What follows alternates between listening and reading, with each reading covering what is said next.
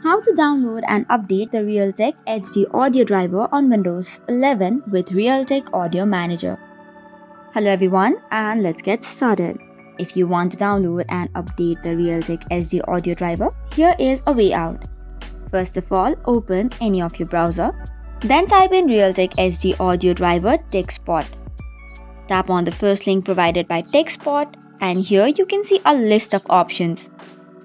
If you are okay with the latest version, you can download it, or you can search through different types of options as well. Here are different settings and different types of application along with specs and related drivers. On this site, you can find different kinds of options such as the removing driver or updating driver and such instructions as well. You can even switch to previous versions if you like, or you could just tap on the download now button for the latest upload or the download. Once this is done, it will ask you to tap on permissions as well as tap on next button in order to extract the files. Make sure to give all of the permissions, and once downloaded, it will ask you to restart the computer.